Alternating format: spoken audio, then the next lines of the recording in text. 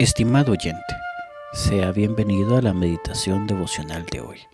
El título del mensaje es Trono de Honor y está basado en Isaías capítulo 22 del versículo 15 al versículo 25. Le animamos en el amor de Cristo a buscar en una Biblia la lectura señalada y disfrutar de las ricas verdades espirituales que Dios nos ha revelado por medio de ella. Al final de la meditación escuchará una breve oración para fortalecer su comunicación con nuestro Señor. No olvide compartir este mensaje con sus familiares y amigos, de modo que podamos gozar juntos lo que Dios nos ha mostrado en este pasaje. El éxito en nuestro trabajo, en nuestra carrera profesional o en nuestra empresa debe darnos la oportunidad de rendir adoración a nuestro Señor por su inmensa bondad y misericordia. Cuando descuidamos nuestra relación con Dios, podemos suponer que estos hitos son producto de nuestro ingenio o inteligencia. La Escritura nos muestra por medio de una historia el grave riesgo que cierne sobre nuestra vida cuando damos cabida a este tipo de pensamientos. Recorramos la Escritura para encontrar las preciosas verdades que Dios tiene para nosotros en este tema. Empecemos por comprender a uno de los protagonistas de esta historia. Ponemos atención al significado de su nombre y cómo esto se relaciona con sus pensamientos y sus acciones, de manera que sirva como recordatorio para cada uno de nosotros de los cuidados que debemos mantener en nuestra vida espiritual. Dios envía constantemente una palabra especial a nuestra vida. Es nuestro deber mantener las vías de comunicación abiertas para recibir el mensaje y ponerlo por obra. Estos hechos ocurrieron aproximadamente en el año 700 a.C. y su valor sigue vigente hoy en día. El versículo 15 dice: Jehová de los ejércitos dice así: Ve, entra a este tesorero, a Sebna el mayordomo, y dile. El nombre Sebna, en hebreo Shebna, significa literalmente crecimiento o desarrollo. En sentido figurado también se interpreta como exageración o engrandecimiento. Esto describe muy bien quién era Sebna en el momento en que se revela esta profecía. Era un funcionario muy importante en el gobierno del rey Ezequías. La Escritura le llama tesorero, por lo que pudo haber estado a cargo de las finanzas del gobierno como un ministro de Hacienda o un secretario del Tesoro, un cargo de mucha confianza. Dios puede bendecirnos de forma impresionante. Puede darnos una carrera exitosa, puede hacer crecer nuestro negocio, puede darnos una familia feliz y muchas cosas más. Sin embargo, debemos cuidar nuestro corazón de manera que estas bendiciones no se conviertan en piedra de tropiezo para nuestra vida. El sabio rey Salomón le pidió a Dios que cuidara su corazón del engrandecimiento, que no le diera tanta opulencia que pensara en desconocer al Señor en su vida. El versículo 16 dice: ¿Qué tienes tú aquí? ¿O a quién tienes aquí? ¿Qué labraste aquí sepulcro para ti? Como el que en lugar alto labra su sepultura, o el que esculpe para sí morada en la peña.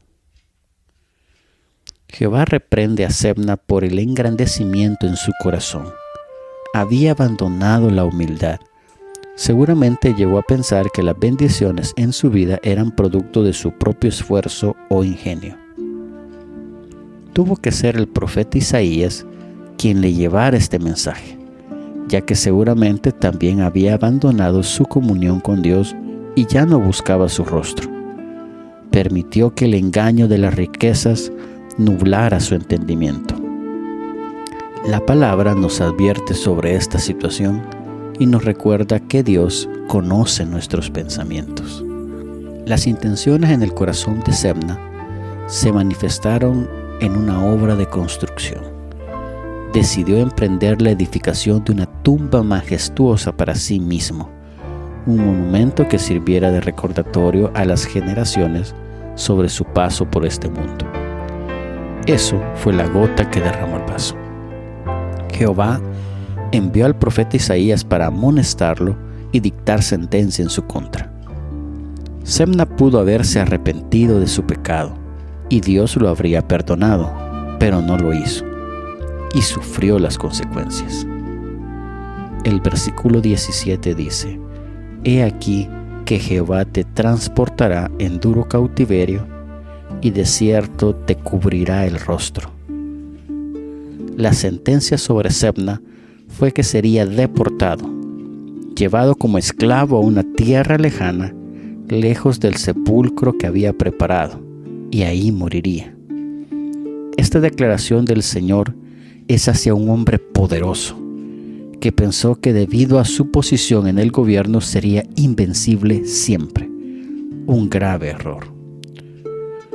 También es una expresión que indica que este acontecimiento estaba muy pronto a ocurrir y finalmente su sentencia se llevaría a cabo con gran fuerza y violencia.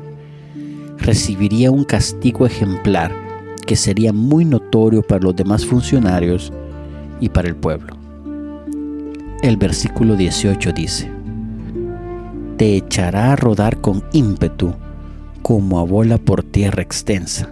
Allá morirás y allá estarán los carros de tu gloria. Oh vergüenza de la casa de tu Señor. Podemos apreciar que Sebna también era presa del materialismo. Había puesto su esperanza en sus posesiones. El profeta le recordó los carros de combate de los que estaba tan orgulloso. Su corazón estaba dividido.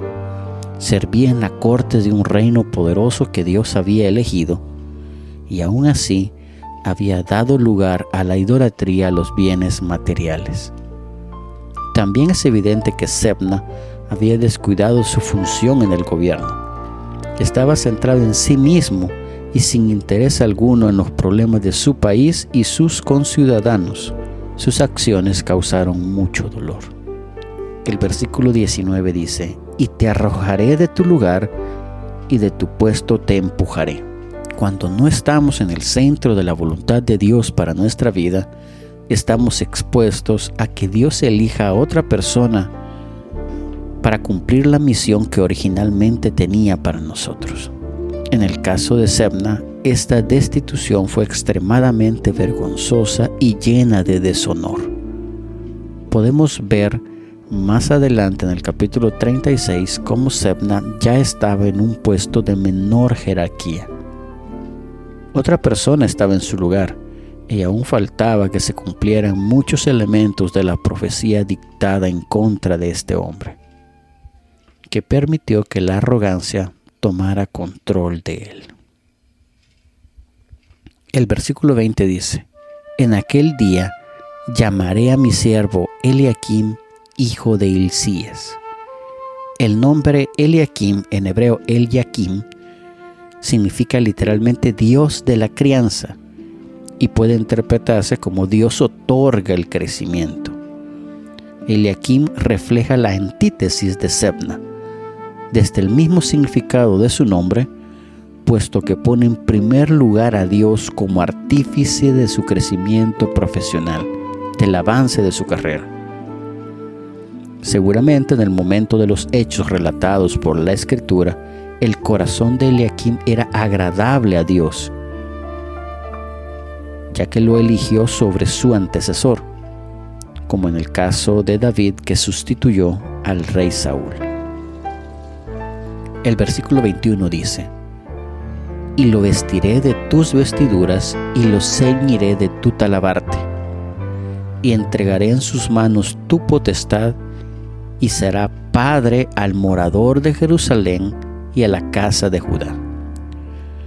Cuando una persona cumple esmeradamente la voluntad de Dios mediante su vida y su trabajo, busca constantemente su rostro para obtener de parte del Altísimo la dirección que necesita en cada aspecto de su vida, Dios puede desatar un torrente de bendición sobre su vida, tal y como describe el caso de Eliakim.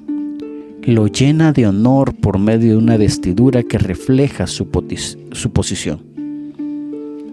El talabarte era un cinturón del que colgaban una espada o un sable, símbolo de la autoridad que Dios ponía sobre él. Finalmente destaca que su gestión en el gobierno sería de beneficio para el pueblo. El versículo 22 dice: y pondré la llave de la casa de David sobre su hombro, y abrirá y nadie cerrará, cerrará y nadie abrirá. Para que sea más claro para nosotros, Dios explica con mayor detalle el nivel de autoridad que entregaría a Eliakim, una descripción que solo se había aplicado a los reyes de la descendencia de David, y que el mismo Señor Jesucristo tomó para sí. El nivel de autoridad que Dios puede otorgar al liderazgo de una nación, de una empresa, de un ministerio, está en directa relación con nuestra dependencia total y absoluta a su voluntad en cada aspecto de nuestra vida. La gracia de Dios se derrama abundantemente sobre los humildes. El versículo 23 dice: y lo hincaré como clavo en lugar firme, y será por asiento de honra a la casa de su padre. Como si las descripciones anteriores no fueran suficientes para poner relevancia sobre la humildad y el carácter de siervo en el liderazgo, Dios nos pone en evidencia el nivel de reconocimiento que tiene su obra en la vida de sus instrumentos. La expresión asiento de honra también puede traducirse como trono de honor. ¿Puede usted imaginarse eso?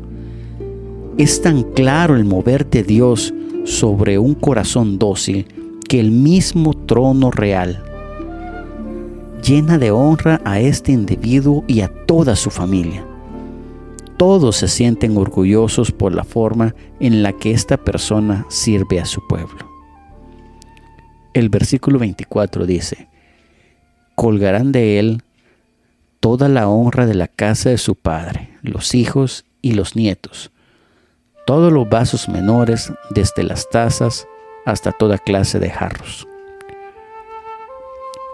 La Escritura compara el servicio dedicado y humilde de este hombre con un clavo que está colocado firmemente en la pared y puede utilizarse para colgar de él una gran cantidad de utensilios en la cocina. Esta ilustración nos habla cómo Dios puede utilizar en multitud de misiones, para multitud de propósitos, a los que rinden su voluntad por completo a Él. No importa si es una tarea sencilla o difícil, placentera o dolorosa, Dios sabe que cuenta con un siervo dispuesto para cumplir su voluntad sin vacilar, sin poner excusas, tal y como lo expresó el mismo profeta Isaías.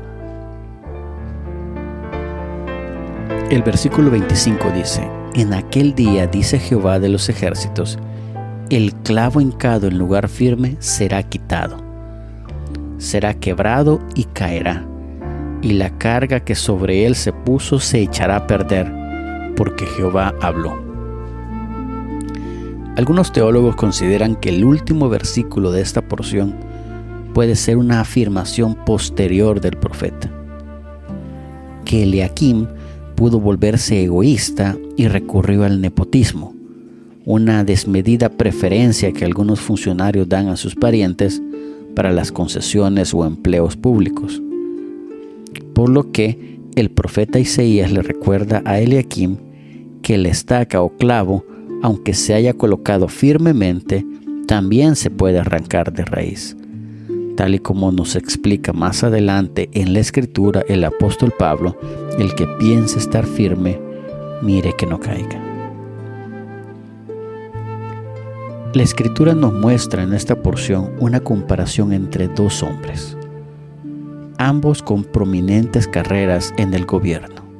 Seguramente ambos estaban llenos de dones y cualidades. realmente sobresalientes.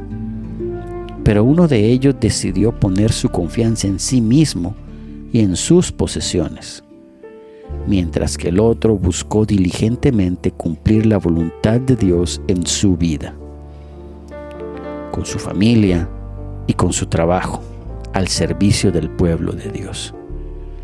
Para Sebna, el desenlace fue trágico, mientras que para Eliakim se formó un trono de honor para él y su familia.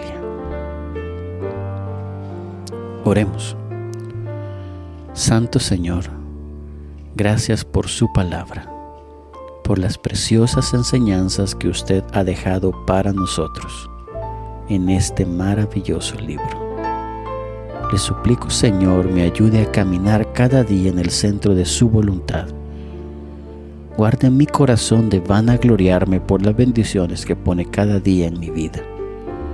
Me arrepiento de cualquier pecado de arrogancia o idolatría que haya cometido.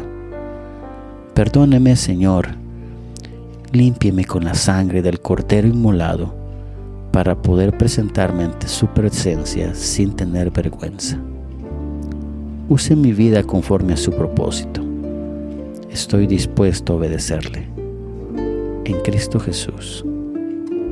Amén.